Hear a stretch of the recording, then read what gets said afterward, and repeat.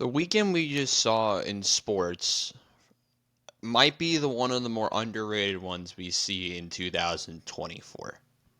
The ending of AFCON, the Asian Cup, and the Super Bowl may have been some of the craziest endings to two tournaments in a season that I possibly might see for a good amount of time. For the last time in 2024, welcome to an Asian Cup and AFCON recap, because both tournaments concluded over the weekend, as well as your recap of the Super Bowl. Friday's video will be a full NFL season recap where I talk about I don't know the exact format yet, but I might do is talk about each team, say how they did this year, what they have to do for the offseason, stuff like that. Not sure how I'm going to do it yet. But most of this video will be on AFCON and the Asian Cup, and I'll talk about more of the Super Bowl tomorrow if you watch Into the Stands. Also, by the way, hope everyone in the Northeast, which is where about 95% of my viewers come from, enjoyed the snow. We got I actually don't even know the exact accumulation of snow here in New Rochelle. I didn't have class today. It felt great. And hope everyone enjoys Valentine's Day tomorrow as well. If you have a Valentine, shout out to you guys. That is tomorrow. Valentine's Day edition of Into the Stands coming tomorrow. I don't know what we're going to do for that, if anything at all. It would be kind of funny, but, I don't think that would be the most intriguing content ever. I mean, it could be, I don't know, but anyway, let's talk about the Super Bowl, because we're going to talk a little bit about the Super Bowl, and then we're going to fully recap AFCON and the Asian Cup, and talk about how bad some of my predictions were, because there were some that were really bad. Super Bowl. I was really sad at the end of it because there were so many things to take away. We're going to describe the teams. Let's just explain how this game actually went. So we started us off with a fumble on the first drive, which I already knew was going to make this game pure insanity. I mean, SpongeBob explained well what you're supposed to do in that situation, and you're supposed to firmly grasp it. Firmly grasp it, and Christian McCaffrey didn't do that and fumbled. One of the few miscues from Christian McCaffrey you're going to see in a game, really, ever. And, this game, the Niners took a 10-point lead at the half. Brock Purdy had a pretty decent game. But what's going to haunt Kyle Shanahan's a couple of things. And we're going to go into those things right now. Stuff to take away from this. We'll start with the Niners. The losers of the team that lost the Super Bowl. One, the lack of adjustments against Chris Jones. Chris Jones up the middle wreaked so much havoc. Him and I almost forgot to mention George Karlaftis, who did get injured at one point. The impact that both of those two had on the defensive front caused so many problems. You talk about one of the bigger plays of the game. I'm going to highlight it right here. Third and 4 in the overtime drive in the red zone. Brock Purdy, if he had another second or two, on this play had Jennings wide open right side of the end zone. Guess who blew up the play? Chris Jones. Chris Jones gets the Purdy. Purdy chucks it up. Jennings is nowhere to be found. It's an incomplete pass. Niners take the field goal. Karlaftis forces a fumble. Karlaftis and Jones continued to create so much pressure that it just makes Steve Spagnuolo look better, but their defense played really well, Kansas City's. But, I mean, the other thing I didn't like was Fred Warner on Travis Kelce. Two of the biggest plays of the game were from Travis Kelce was when he was guarded by Fred Warner. I don't think that was the smartest move ever, but the other big thing that really hurt the Niners, the stupid injury to Trey Greenlaw. I felt so bad. Like, you saw him run out on the field, and we were like, oh, no. Oh, no. And we all knew it. I don't even know what the injury is. I bet it's a torn Achilles, but really hurts to see a guy like that go down, especially the impact that he had in the first half of that game. Really sad. But KC took advantage. Patrick Mahomes had a pretty solid game. And let me talk about the Brock Purdy next. In your first Super Bowl with a wide range of expectation, Brock Purdy did all right. And I'm going to say it's all right because there were some throws that he did miss. But his offensive line didn't really help him. And some of this also goes on Shanahan with the lack of running the ball in the third quarter. There were these small miscues that may get overlooked or might be overshadowed by something else or whatever the term is. But when you knew, Brock Purdy, 23 of 38, to be fair, he was under pressure a lot. One touchdown, didn't turn it over, was sacked, I believe, once, or he was sacked a couple. I don't even know. Yeah, no, he's sacked once, hit 4 times. You also saw Jauan Jennings throw the first touchdown of the game, which I don't even know how to describe the play. As Jennings just had on the left side, just chucks it back across the field to CMC, who takes it to the house. I was disappointed by the receiving corps. If your leading receiver technically is Brandon Ayuk on 3 for 49, that's bad. Jauan Jennings is the only receiver who their actual position is wide receiver that caught a touchdown. Christian McCaffrey had the other one. Deebo Samuel, 3 for 33. I know he got hurt, so I'll give him a little bit of leeway, but he almost had as many yards as Kyle Juszczyk. The Niners' defense fell apart late. There were some costly penalties everywhere by San Francisco. Christian McCaffrey did all he could. He had 160 total yards on 30 touches of the football. He played so well, but it just wasn't enough because Patrick Mahomes is inevitable, like Rome said on Friday. Mahomes went 34-46 for 333, 2 touchdowns and 1 interception. He also ran 9 times for 66 yards, but he had 399 total yards. Isaiah Pacheco wasn't as involved as I would think, and Clyde Edwards-Helaire had 1 touch, despite being one of the better players in the previous Super Bowl that Kansas City won. Or no, the initial Super Bowl Kansas City won. Travis Kelce woke up after his horrible first half, after having 92 yards in the second half or later. And McCole Hardman, a former Jet, caught the Super Bowl winning touchdown. Rashee Rice, 6 for 39. To be fair, Kansas City on the last play where they were tending for Travis Kelce had Rashee Rice wide open in the middle of the field. That should have ended the game. But I just think it was going to Kelce no matter what, and the defender made a good play on that. But Travis Kelce had a very good game, 9 for 93.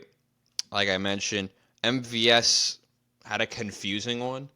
He caught the touchdown, but also had a catch for 5 yards and then went backwards. Just didn't want to go down. So I thought that was pretty stupid. But the play that's really hurt San Francisco was the punt that hit the Niners player's leg that turned into a live ball. It was I saw it happen. I'm like, oh yeah, that's a fumble. And I was like, get on the ball. And then Kansas City followed up by an MVS touchdown. The game as itself was exactly what you were hoping for. Not my score prediction, unfortunately. We were close at one point. 19-16 would have been very fitting because I would have been 2 points off. But it was what you expected. San Francisco tried to rise to the occasion, and they couldn't get it done. Which leaves so many questions for both of these teams that I will address tomorrow, and I will address it on Friday because you have questions of who do they re-sign? Can they afford to keep everybody? When are you going to do this? When are they going to do that? What's the deal with Shanahan? There's a lot of questions you need to answer about San Francisco. For Kansas City, they just proved they can win the game without having a real number 1 wide receiver. Which makes me think that they're going to target a number 1 wide receiver to actually have a very solid chance to make it back. Even better than the one from last year. I'm looking at one guy, and that's T. Higgins, because I don't think he stays in Cincinnati. And why not go up and play? Why not play with Patrick Mahomes? It's just an idea. But the Super Bowl was chaos. Just what you were hoping for. Also, want to give a quick shout out to the Premier League. We'll talk about briefly a couple of games because there were some insane results. that I think I should highlight for you guys. One of them, we'll start with Sheffield beating Luton for no reason at all. A very weird game. I did have it. This is the game I watched at this set in this session. I caught it, listened to it, and Sheffield and Luton, very balanced game, but Sheffield had 3 goals on 7 shots, which made no sense. But listen, nothing makes any sense. All we know is that Luton choked it because they could have been 4 points clear of the drop because Everton lost in the morning to Manchester City 2-0. So they had a chance and blew it. Other games in the session, Tottenham had a very late goal from Johnson in the 96th minute, which was a theme for the day because there were a lot of late goals scored over that course of that weekend. Johnson scores 96th minute, Tottenham wins. Fulham beat Bournemouth. Liverpool beat Burnley 3-1. It was 1-1 at the half, and I thought that Liverpool were going to choke it, but it wasn't happening. Brentford beat Wolves. Shout out Brentford. They actually decided to play to their potential, and they are now a whole 6 points off the drop. So fair play to Brentford. And we had Newcastle go. I mean, did they go down twice? No, they were up twice and blew it twice. Alanga is having a great season for Nottingham Forest. Anthony Alanga, who I didn't talk about last time, despite him having a 0.82 expected goals, he did score, by the way. He had a 6.8 match rating, so he didn't really do anything besides that. My question for Nottingham is, why did they sign Gio Reyna again if they're not going to play him? You have Alanga, Gibbs, White, Hudson-Odoi, and Al-Wanini. Why did you need Gio Reyna for? Very weird move. I'll still never understand it. But Nottingham Forest, a very 66th-minute winner from Bruno Guimaraes, gets to win for Newcastle United. Newcastle United now slots into 7th. 5 points behind Manchester United because Manchester United on Sunday went out and won, which they beat Villa 2-1. Very back and forth contest. Højlund scored, Douglas Luiz equalized, and I thought it was going to end 1-1. And then United's leading goal scorer, Scott McTominay, does it again. But the man of the match on FootMob was Onana? I'm done asking questions. The dude gets benched from his national team and then goes out and wins man of the match eventually. Crazy. And then but before all that chaos, we had this result. West Ham 0, Arsenal 6. The greatest game of Arsenal I will ever see in a Premier League match. On the road, no less. What did Arsenal do well? Well, they conceded 0.22 XG. They had 3.59 by themselves. A ton of shots. They scored a lot on the set pieces, featuring players like Gabriel. Saliba got a goal off a corner, which was really cool. Saka got a penalty. He scored the penalty and then scored later on. My favorite goal, though, was the Declan Rice screamer. I think that was my favorite one. That was the 6th goal. Absolute banger from like 20-something yards. You saw it on my Instagram story because I did post it there on Sunday morning. I was going crazy. It didn't feel like that game was real. But, we got to see some. I mean, first of all, Kufal. Some of these West Ham ratings are really bad. Areola had a terrible match. I saw some West Ham fans were saying, like, Areola or Raya? And they said Areola. I'm like, you guys are crazy. Areola had a 4.4 match rating. Send this dude to somewhere else. But Arsenal, you got to see some very interesting players come off the bench. A player like a Cedric Soares, I think that's his name. Yep, the Portuguese right back, 32 years old. We haven't seen him in over a year. I think almost 2 years now from his last time he played in an Arsenal match. You saw Eddie Nketiah. He didn't really do very much. We saw a 16-year-old, Ethan Nwaneri, who I didn't even know of until this game, which makes me feel like a casual, even though I don't feel like I am, which is sad. You saw, on the West Ham side, you saw Calvin Phillips, and he did nothing. Just spoiler alert, he did nothing.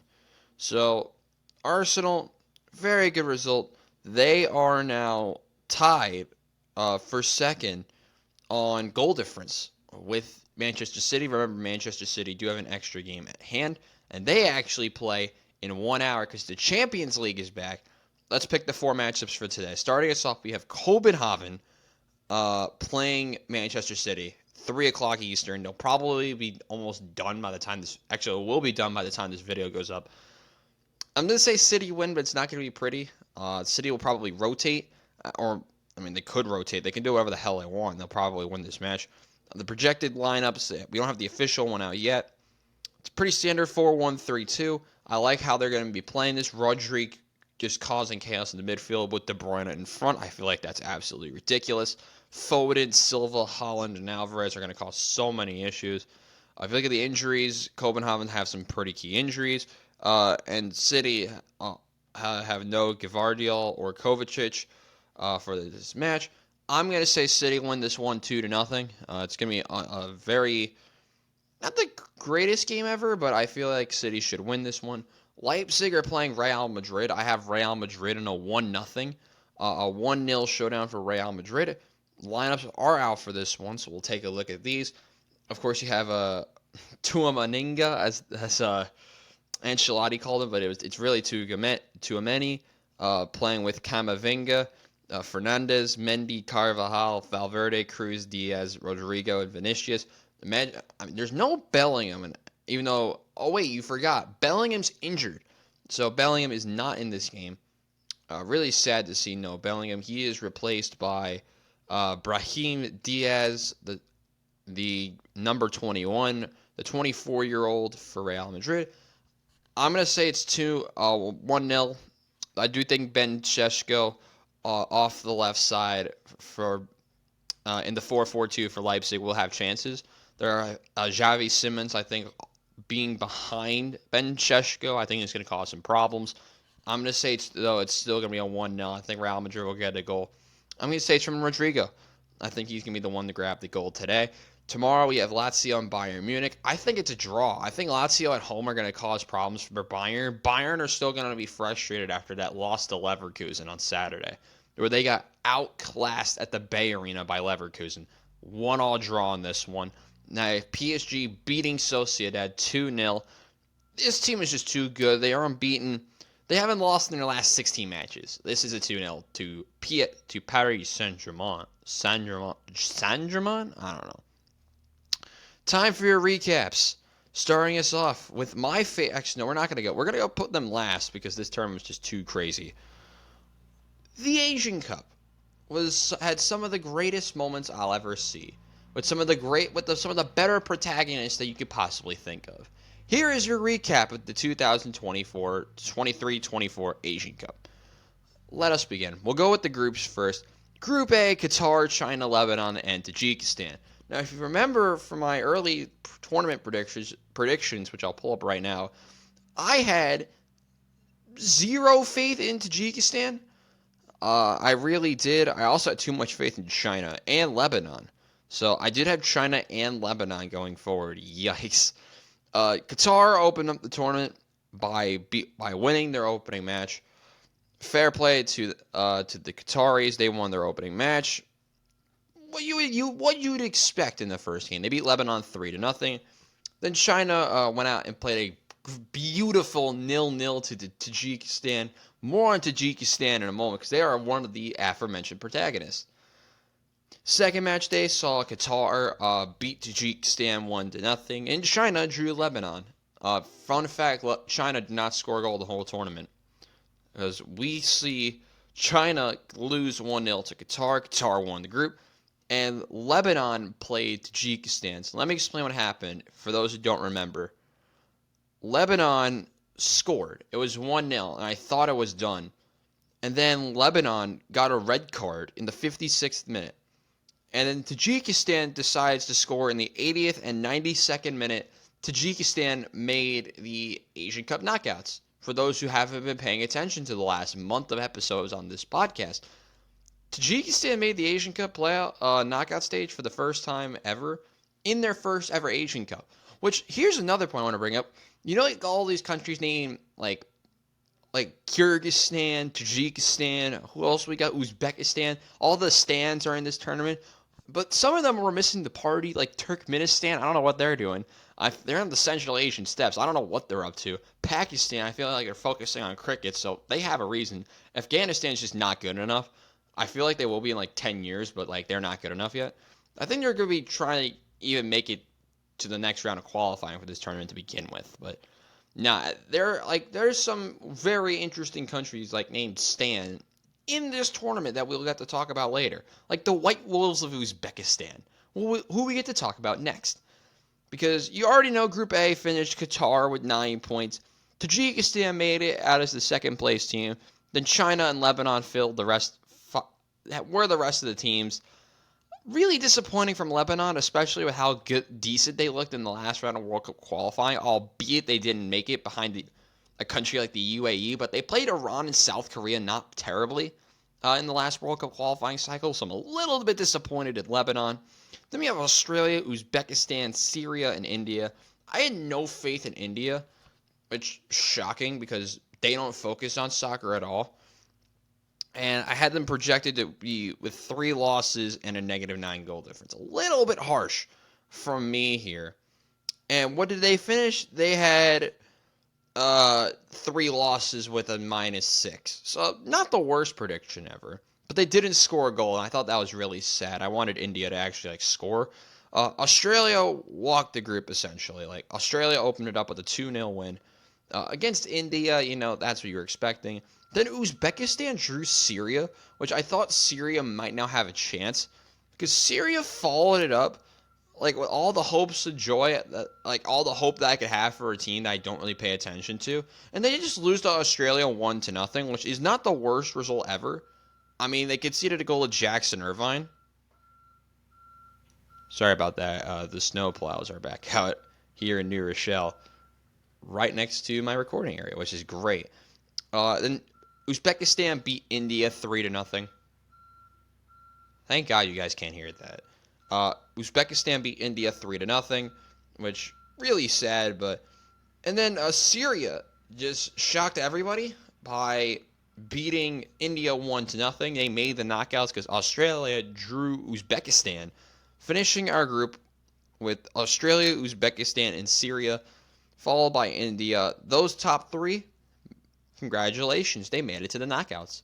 So Syria, who finished in 3rd, they did get a very bad draw, and we'll explain what happened later on, because that draw was actually the most craziest possible, set up one of the more crazier parts of the bracket to begin with. Group C, we had Iran, the United Arab Emirates, Palestine, and Hong Kong. I think this group actually finished exactly like how I thought it would go. If I could find it. Yeah, pretty much. I did have Iran and the UAE on 7 points, and Iran had 9 and the UAE had 4. They barely finished in second ahead of Palestine, Palestine actually threw up a very respectable effort. We opened it up with the UAE. They played Hong Kong, and I didn't watch this game. I watched the highlights of it because what else am I doing? How else would I prep for this video? And the UAE beat Hong Kong 3-1, and I knew they were going to walk possibly through Palestine, but they didn't. Iran beat Palestine 4-1, which continued that theory, which now I look like an idiot because the UAE then drew Palestine 1-1. And then Iran struggled a little bit against Hong Kong, of all people, and they only had 14 shots against Hong Kong, which, respect to Hong Kong, that's actually a very respectable effort against a team that is as good as the Iranian national team. We finished up this insanity with Palestine beating Hong Kong 3-0, giving them even a chance to finish in second. And Iran played the United Arab Emirates. And what saved the UAE? 93rd minute goal from Ghassani got them within 1, but boosted their goal difference to be 1 goal ahead of the Palestinians. The UAE finished in second, and then Palestine in third. So I did have this group predicted correctly. The only predictions I have wrong was I had Uzbekistan in third behind Syria, but the White Wolves outplayed my expectations. Fair play to that. and I did not have Tajikistan doing anything. So that's just for reference. Group D is where the insanity really begins. Besides Tajikistan, my favorite protagonist of this tournament, or one of and I think the second biggest protagonist of the entire thing, we have the Iraqi national team. Now, Iraq, for those who don't know, have won an Asian Cup before. They won it in 2007, which, for those who don't know, I was 2.5 when the tournament was actually played. The Iraqi national team has some very competent players. They have such stars. Let me find my man's out here. Named Ayman Hussein, and he had probably one of the better tournaments for a team that made the knockouts. And he went crazy. And let's just, for reference, he had 6 goals, and they only played in, 4 matches? That's ridiculous. And we'll talk about more about Ayman Hussein later, because he did a moment that really sold Iraqi's entire tournament. Iraq opened up this tournament. They're in the group with Japan. You knew Japan was going to be a very good team. They've played well in World Cups. They have to be one of the bigger names in this group. And they also have Indonesia and Vietnam. Now, Vietnam had a lot of injury problems before the tournament, so I knew they were not going to be that good. I didn't think they were going to be this bad, because Vietnam's actually not horrible. For those who don't know anything about the Asian game, Vietnam made it to the last round of World Cup qualifying and got absolutely destroyed.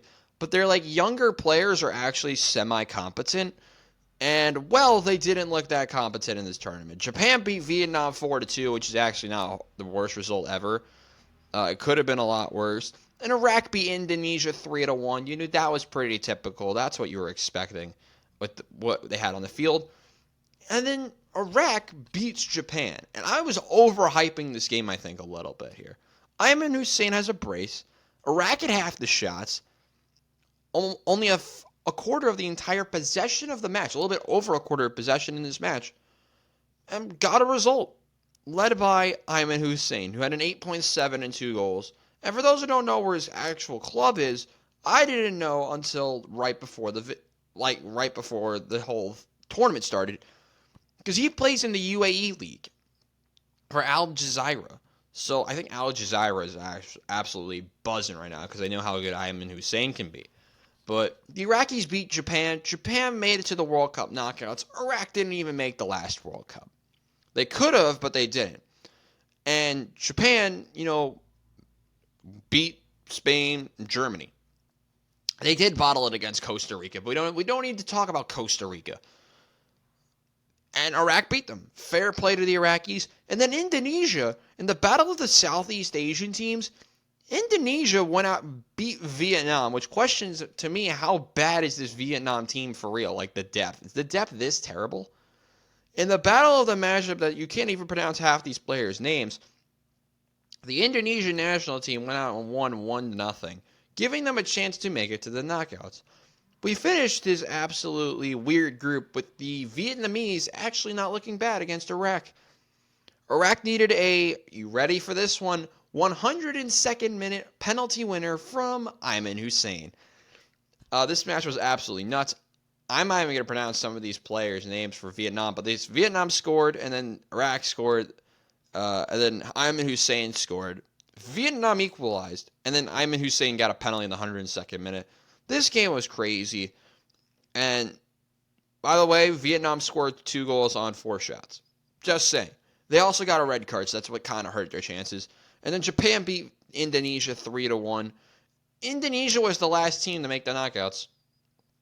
They finished in third on 3 points, but barely had a good enough goal difference to make it. Was this how I predicted it? It might be.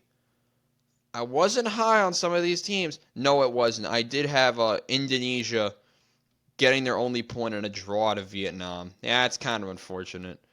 But I did have I had Japan winning this group. That's really sad. But fair play to some of these teams. I didn't get anything right in this group. Woo! What I did get right was this next group, to an extent, because I had the correct amount of points and some other things for Jordan. Now, I was high on Jordan because I had them making the knockouts, which not many people actually did. which is odd because the Jordanian national team is actually more competent than you would think it is. I know, right? Like, you wouldn't expect me to even know this. What is wrong with this commentator? How does he know anything about these teams? Let's begin with what happened. So we have Bahrain and South Korea. Now, South Korea, I was really high on the South Koreans. They did everything in their power to choke away games. Like, it was a masterclass. And I think it needs to be also investigated. South Korea opened by beating Bahrain 3-1. I think that was their only win in the group. It might have been. It was. That's their only win. They beat the team that finished top of the group. That's their only win of the group stage. They beat Bahrain 3-1 and ran them off the field. You follow this masterclass by drawing Jordan. How? Why? And they needed an own goal by a Jordanian player to even have had a chance. Both of these teams got an own goal. It was a very weird match from what I remember. Didn't get to watch this one because I had class. Actually, this one was when I think I was asleep. Because these games were at 6:30 in the morning. I did not want to wake up at 6:30 when I didn't have to. So, Bahrain beat Malaysia. Jordan drew South Korea. By the way, Malaysia lost their opening match 4-0 to Jordan. That did help Jordan a lot. Because then, of course, we had Jordan draw South Korea, and then Bahrain beat Malaysia. And then we had Malaysia and South Korea draw? Let's explain. So, South Korea opened by scoring. Malaysia scores twice. South Korea scores again. And then Heung-min Son wins a penalty. South Korea scores again. But then, a 105th minute, over 13, I think it was 15 minutes of overall stoppage time. The last kick of the game, a Romel Morales goal by the Malaysians. Malaysia, fair play to the Malaysian national team. They got a point to South Korea. Very respectable. I'll give them that. Granted, losing to teams like, losing to Bahrain and Jordan doesn't look that terrible because Bahrain won the group. South Korea finished in second, and then we had Jordan. More about Jordan later for those who haven't been paying attention. Those were the two main protagonists, Jordan and Tajikistan. One moment, please. Snapple, please sponsor your boy. Lemon tea.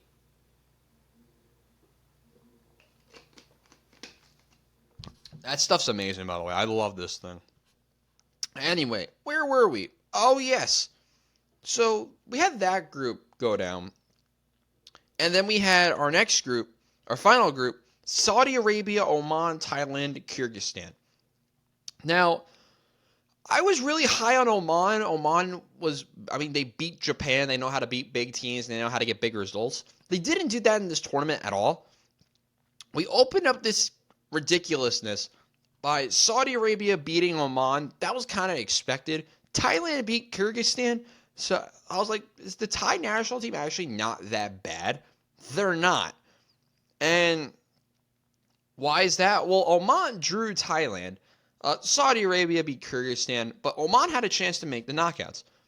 Still, as did Thailand. Saudi Arabia already made it, so their game didn't really matter much. We'll tell you what happened. Saudi Arabia drew Thailand in the most boring game of this group. It was a 0-0 that nothing really happened. Unless you care about Saudi Arabia having 17 shots and they didn't score once. Made it a little bit concerning, but they won the group. What I didn't expect was the Republic of Kyrgyzstan drawing Oman, knocking my sleeper out of the tournament in the group stage. Courtesy of a late goal from Joel Kujo. I think that's how you say it.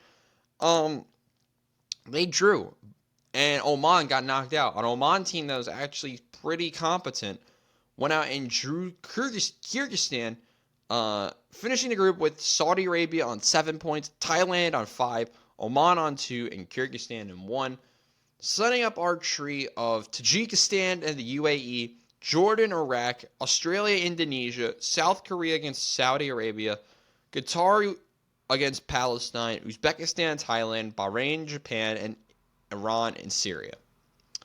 Those are your 16 knockout teams, each being put in their matchup. We start off our knockouts with Tajikistan. They're back. Welcome back to relevancy. We talked about them about 15 minutes ago, and they're back. And better than ever. Tajikistan, now the United Arab Emirates, they've made it to a couple of these Asian Cup finals. They also made it to the Asian playoff in the last World Cup and lost, I believe, in extra time to the Australian national team. They're a competent group. But what they couldn't do, score a penalty. Tajikistan won this match in penalties. Henanov scored an early one. And then I was about to go nuts because I saw that I was waiting for the ending. And I thought Tajikistan was going to do it in regular time. They didn't. Khalifa Al-Hamadi scored a 95th minute equalizer. And from what I've heard from that stadium, the vibe just died. Like, you sucked all the air out of the stadium. It was crazy. And we went to extra time, and we go to penalties. And actually, the UAE only missed one penalty from Kayo, who doesn't look... I mean, to be fair, you play in the UAE league, you can get citizenship, I think, to the UAE. I think that's how it works. And Tajikistan converted all 5 penalties and won. Tajikistan played a very balanced game, even though they only had a third of the possession. The boys from Tajikistan, who made their first ever Asian Cup win. First Asian Cup knockouts. First ever Asian Cup knockouts win. First quarterfinal appearance. 5 new things for Tajikistan in a span of a month. So, are they on the rise? I don't know. First of all, when are we going to see Tajikistan again? Spoiler, they lost eventually. But they play in World Cup qualifying, I think. They're actually in the group with Jordan and Pakistan. So, we're going to see Tajikistan in the running to possibly go out and make a deep run in World Cup qualifying. We don't see them again until March. So, we'll see these boys again in a month. And we'll be rooting for them possibly all the way because they play Saudi Arabia. So, they play the Saudis twice, so have fun, Tajikistan. And then Jordan and Pakistan get to play each other twice. So, the World Cup qualifying cycle, we'll talk more about that in March. Because this is our last international break preview, our international video, or anything we talk about in the international game for a month. So, and then we had Iraq against Jordan. The Iraqis, you know what they did. They beat Japan. Their vibes are high. And, well, what happened? Jordan scored early on in the end of the first half. And then Iraq had the weirdest situation ever. They scored, and then they scored again, courtesy of Ayman Hussein in the 76th minute. Yeah, he did a celebration. And right as he was about to walk back, he did another one. He got a second yellow. I thought that was pretty unjustified. I don't know why you give a second yellow for that. The referee that was a loser move by the referee. And then Jordan scored, and then scored again off the restart against 10-man Iraq. Jordan was now going to play Tajikistan for an Asian Cup knockout spot. That's crazy. A game in the Asian Cup quarterfinals was Jordan-Tajikistan, and I was rooting for Tajikistan because I just wanted, it's their first ever time. Why not send them to like the final? Like, remember when like the Vegas I might bring up that reference. I was going to talk about the Vegas Golden Knights, but it's just a soccer video. So, and Tajikistan lost because they had an own goal, and Jordan won 1-0. It was not the greatest game ever. 22 combined shots. Nothing really happened.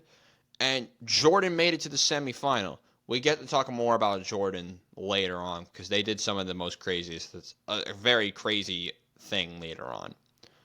The next part of the tree, we had Australia beat Indonesia. That was pretty straightforward. Australia, the better team. They scored 4 goals. Indonesia didn't really deserve to be here. They were the last team to make it out of the groups. Fair play to Indonesia, though. They made it here. They made it to the knockouts, but yeah, they were not good enough to make it to the stage at all. They lost to Australia. Australia, a top 4 team in Asia right now. Even though, like, Australia is not in Asia. It's a very weird dilemma. It's like, Australia, Like, imagine, like, an Australia away day in, like, I don't know, what's the most Western Asian team? I don't even know. Put up a map. This is just a thought that came in my head. Like, imagine you are Australia, and you, like, one day you play a game on the East Coast, and I'm trying to hopefully have this load, and then you have to go play a match in, like, I don't know, Syria. Like, imagine that. Like, that's crazy. Like, first of all, that's why Oceania is a thing, because you don't want a team like Tahiti having to go all the way to Syria. Or Lebanon. I think Lebanon's the most far. Is it Lebanon? I don't even know. That was just a thought, but they won. Australia won. Fair play. They were going to be playing South Korea, who decided to play a good match against a big team. They went out and beat Saudi Arabia in penalties. Set up Australia and South Korea. South Korea won again, which gave me some hope back that this prediction was going to be better, because I said South Korea was going to make the final. And it didn't look pretty. Australia got a red card, and they were up 1-0. But Hee Chan Huang got a penalty and scored. And Heung-min Son scored a free kick, banging free kick. South Korea won. They're going to the semifinals, where they're playing Jordan. They got ran off the field. I did not stutter. I did not hesitate. Jordan beat the South Korean national team, another team that's made the World Cup knockouts, having more shots and only needed 3/10 of the possession to go out and win 2-0. This is ridiculous. How does this happen if you're South Korea? I just need to know, isn't their manager Jurgen Klinsmann? Yeah, I mean, South Korea should have expected this with Jurgen Klinsmann as manager. For those who don't know who Jurgen Klinsmann is, he was the former manager of the United States men's national team in the beginning of the World Cup qualifying run, where we got knocked out eventually by Trinidad and Tobago. Research that up, because it's a fun story. It's not really fun, but you get the idea. Jordan made the final for their first time ever. Shout out to Jordan. Iran played Syria in a Middle Eastern battle. Mahdi Taremi got a penalty. Both goals were scored by penalties. Every time a ball hit the back of the net was courtesy of a penalty. This game, I'll briefly talk about this because we are running a little bit long on the Asian Cup today. Iran scored all their penalties. Syria didn't. Iran made it to the quarterfinal. They were going to play Japan. They beat Bahrain 3-1. Pretty self-explanatory here. Ritsu Doan scored. Kubo scored. An own goal to get Bahrain back in the game, but Ayase Ueda scored for Japan. They then played Iran in the quarterfinals. I love this game that these two played, because Morita scored, and Japan were up 1-0 until the 55th minute when Mohebi equalized. And then, try to pronounce his name, yeah? Alireza Jahanbakhsh. I butchered that last time I had to talk about this. I didn't do it the second time. Probably still did. But Iran beat Japan 96th minute penalty winner to beat the Japanese, and that sent Iran to the semifinals. They're going to play one of these four teams: Qatar, Palestine, Uzbekistan, or Thailand. Qatar beat Palestine. I don't think many people wanted this to happen. Qatar got a penalty later on in the match in the 49th minute to take the 2-1 lead. More about Qatar and penalties later on, because something happened at the end of this tournament. Because the penalty theme does happen later on. We'll talk about that in a minute. Uzbekistan beat Thailand. I wanted Thailand to win because Thailand doesn't make it this far in tournaments like this. But the White Wolves of Uzbekistan, really, in all reality, was a better story. Turgenbayev and Faizulayev. This is also the best part about this tournament. You can't pronounce half the team's names. Uzbekistan won, 65th minute winner. They advanced to play Qatar, where they lost to Qatar because penalties suck for Uzbekistan, apparently. Haidos scored, Hassan Al-Haidos, and then Odejon Kamrobekov. I actually got that first try. Fair play to me. Scored. We went 1-1 into extra time. Then we went to penalties. Uzbekistan scored, then Qatar scored, and then Uzbekistan missed. Qatar misses back-to-back penalties. It was 2-1 Uzbekistan on penalties, and then Qatar scored, and then, I'm messing my order. Uzbekistan scored, Qatar scored. Uzbekistan missed, Qatar missed. Uzbekistan scored, Qatar misses. They had a chance to end it right here, and then they missed. Qatar scores. Uzbekistan misses again. Qatar scores again. It's over. 3-2 penalty win for Qatar. They advance to the semifinals to play the Iranians, where because it's Qatar hosting their own tournament, Qatar won. And I could call this rigged all you want, but they had a player who's been playing really bad in this tournament score the winner. And that is my boy Almoez Ali. Now, I love Almoez Ali. He is the type of striker that I like. He's big, he's physical, he can score a lot of goals. He's kind of like Daryl DK from the U.S. men's national team. If you actually ever seen Daryl DK play, he plays for, I believe, West Brom. He actually just got injured again, which was really sad. He's out for the rest of the calendar year after just making a return. But we don't need. This isn't a Daryl DK video. Almoez Ali scored the winner in the 82nd minute to beat the Iranians, who also went down a man, to set up our final of Qatar and Jordan. I picked Qatar to win it, and they did. But they didn't do it in the fashion that you would expect. All 3 of Qatar's goals were penalties. I told you this was going to come back. Now, as a referee, did I think all the penalties were penalties? 2 of the 3 were automatic penalties. The second one was like a little bit debatable, but you kind of get what they were going for. Jordan was level to the 73rd minute, then Qatar scored the penalty, and then Qatar got another penalty, and Qatar won the Asian Cup for the second time in a row. Fair play to the Qataris. Akram Afif scored all 3 penalties when he had to step up, and, well, there you go. A hat-trick of penalties ends this tournament, and the more disappointing way for this to end. Qatar won the tournament. I didn't have them doing that. They went out and won the easiest group and had a tree where all they had to do was really beat Uzbekistan, because Palestine's not that good. And they did have to beat Iran, which is impressive, but they did play Jordan in the final. I think they would have lost to South Korea, though Jurgen Klinsmann's never winning a trophy, and Heung-min Son's never going to win a trophy at this point. That is your Asian Cup recap.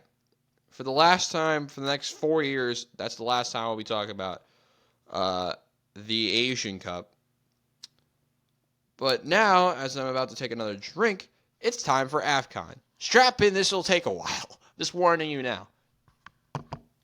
Also, like the video, because I want, and 10 subscribe.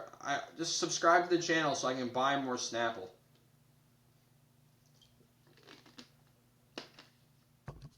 This is where the real insanity begins. AFCON. Group A. I wish 2 of my protagonists were in, but we only have 1 protagonist. And that is our boys from Nigeria, Ivory Coast. Actually, 2 of our protagonists are in this group. I was wrong.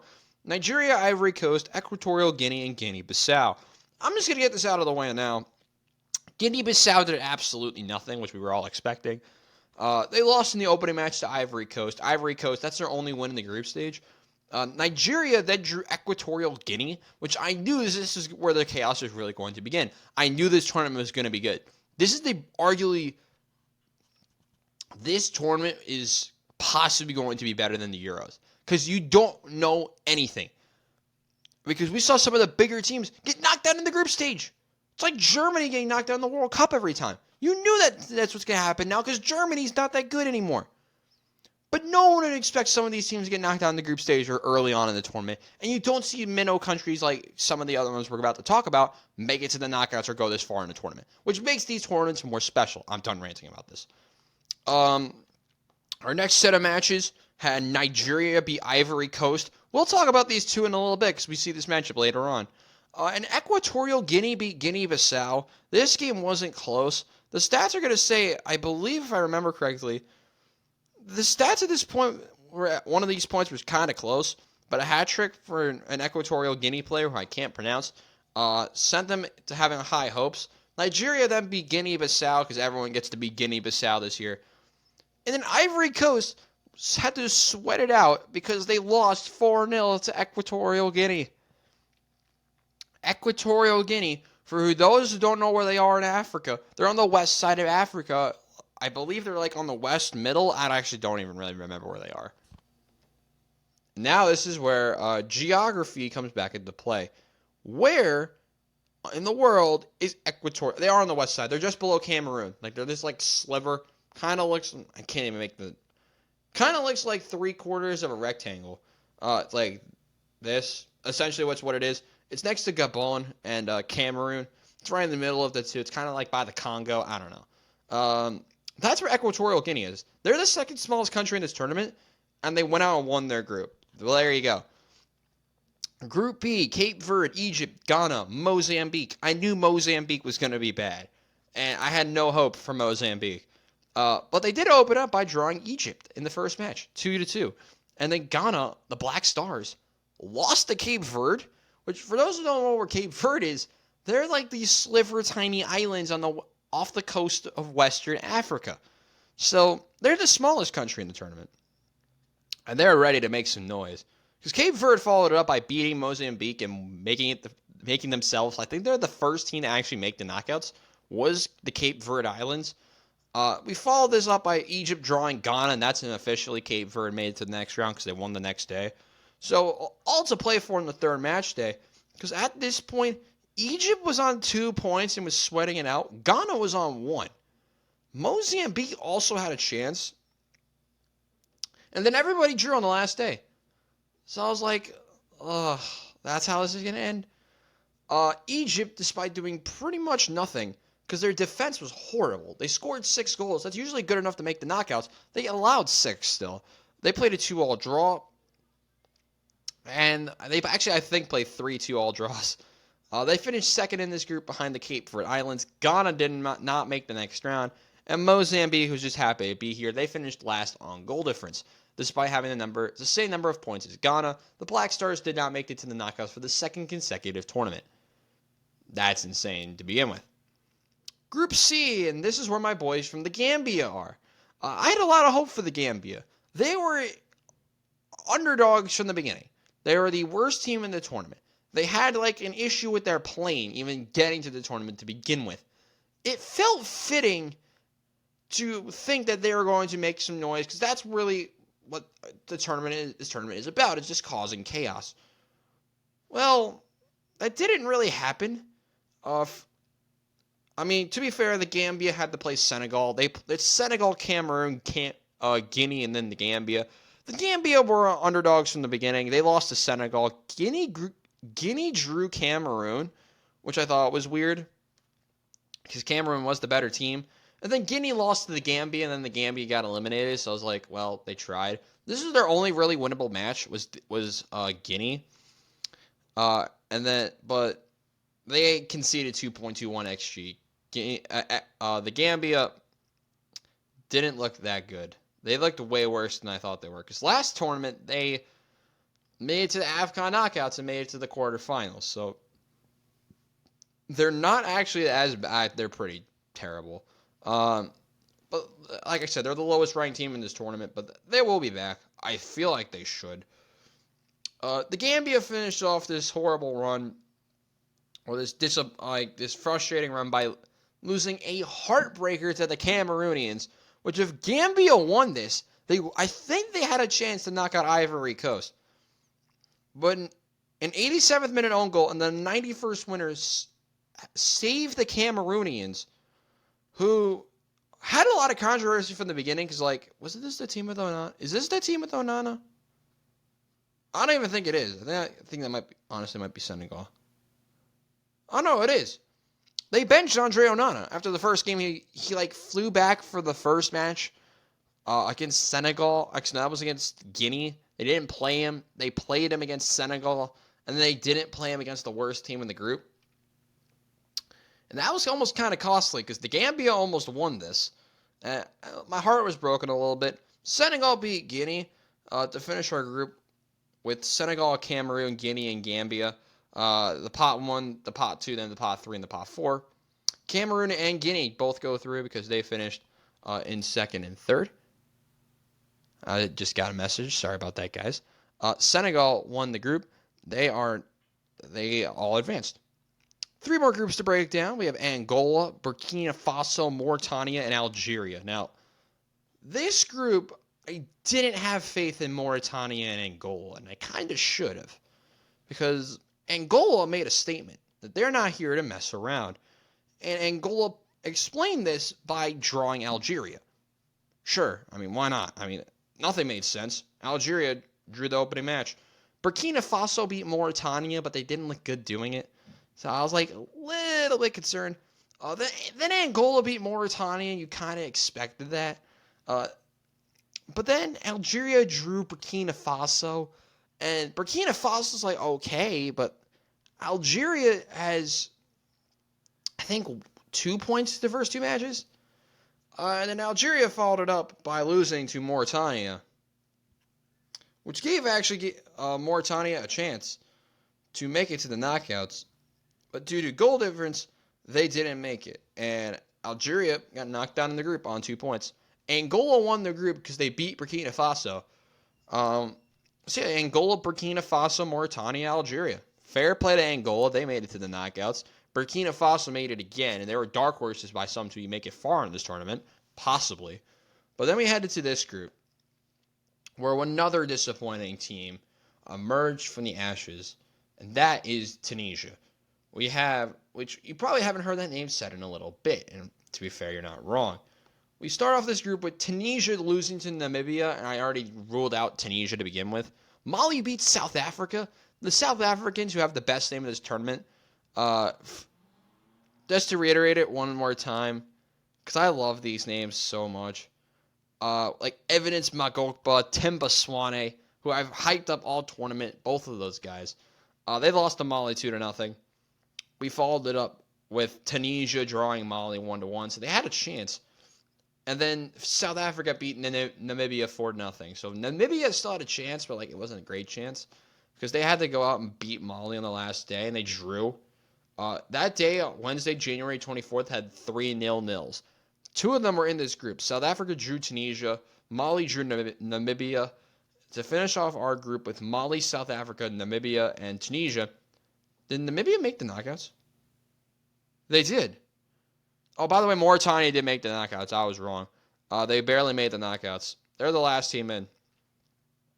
Namibia made the knockouts. I was really interested to see how they did because we finished this off with Group F: Morocco, the DR Congo, Tanzania, and Zambia. Now, I had hopes for Tanzania. They almost didn't make this thing to begin with. They had to sweat it out on the last day, I think is how it went. But how did it go? Well, didn't start off well. Because we opened it off with Zambia just drawing the DR Congo. The DR Congo, a team we'll get to talk about more later on in this video. And then Tanzania lost to Morocco 3-0, but we all knew that was going to happen. Morocco followed this storming performance by beating Zambia 1-0, fair play. And then the third time this has happened in 2 years. No, 3 years now. Tanzania drew the DR Congo again. So, no, this is the second time this has happened in 3 years. Getting my numbers mixed up. And it was 0-0. It was a very terrible game. So we had a million ways this could have ended. But it ended the right way because... Actually, that's how it ended. I missed a match day. Whoops. The DR Congo drew Morocco and Zambia drew Tanzania. And then we had the last match day where nothing happened. So our group ended with the DR Congo drawing 3 matches. Morocco won the group, then DR Congo, then Zambia, then Tanzania to set up our knockout tree. Let us quickly go through the knockouts because this video is almost an hour. Nigeria beat Cameroon 2-0, which you kind of were expecting. Cameroon didn't look very good in the group stage. They didn't look that convincing. Quick look at the statistics. You have my boy Lookman. Cameroon 2.28 XG, and they had less XG than 2 players on the team.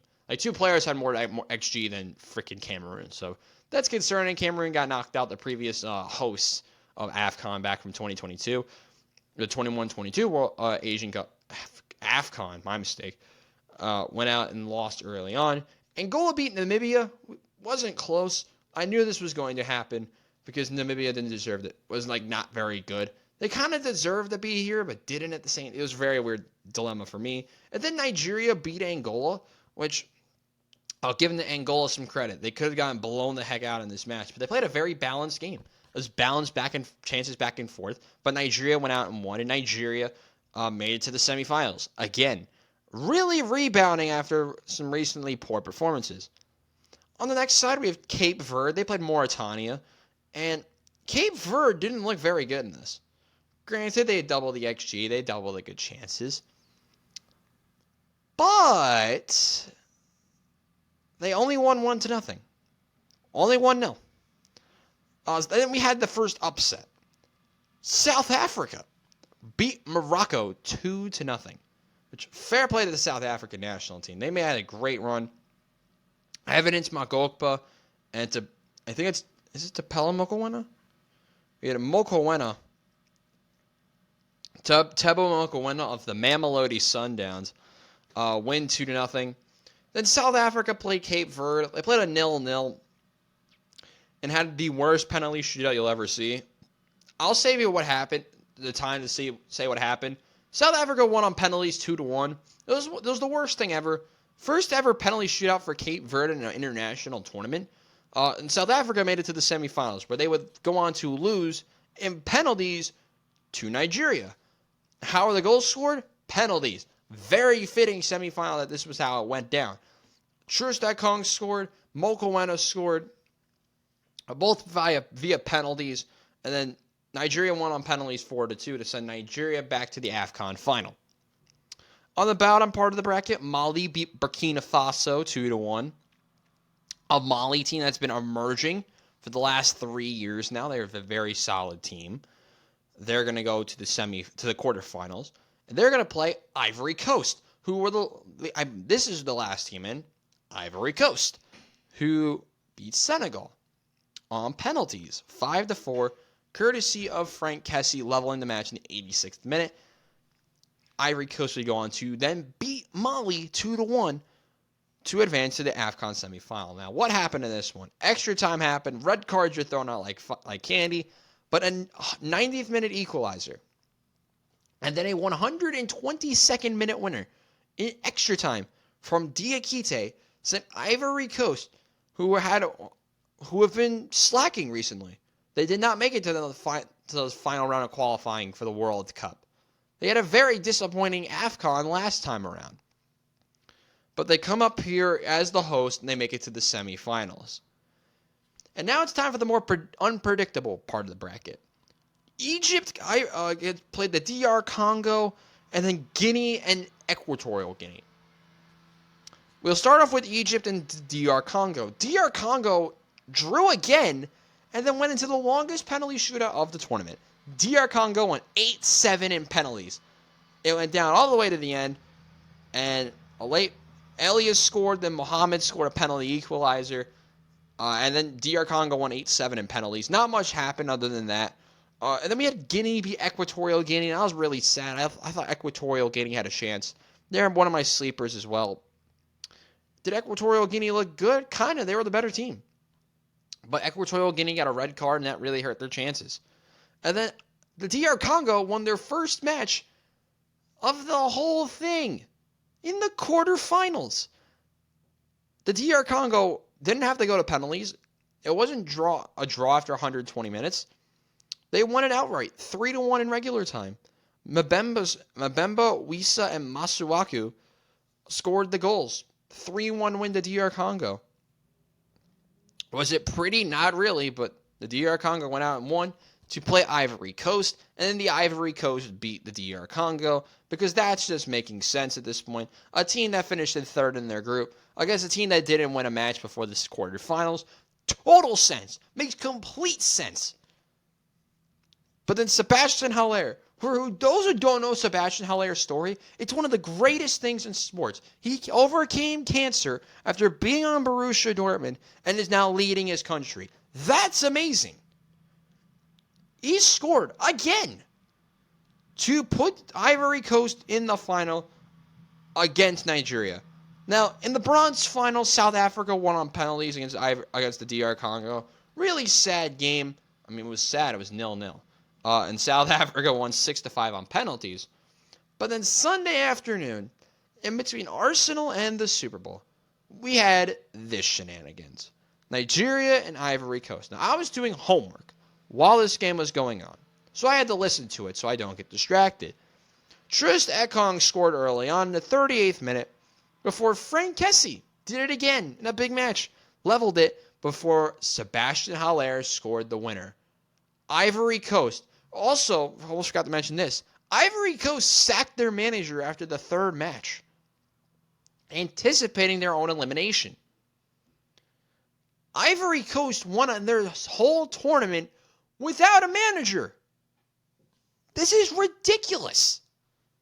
You'll never see anything like this ever again.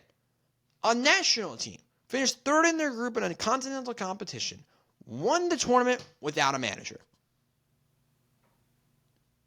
Outrageous. And you had a guy who scored the winner, a guy who recently overcame cancer.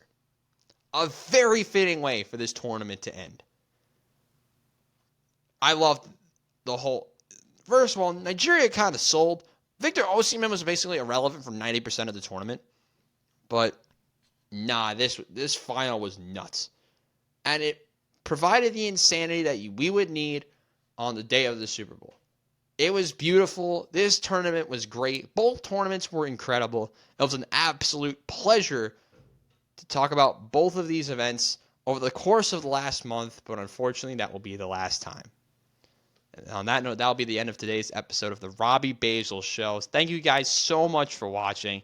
If you like what you see, make sure to hit the like button down below and subscribe to the channel. And on that note, I'm Robbie Basel saying so long. Make sure to check out Into the Stand tomorrow using the link in the description. But for now, I'll see you guys on Friday right back here at 5 o'clock. Goodbye, everyone.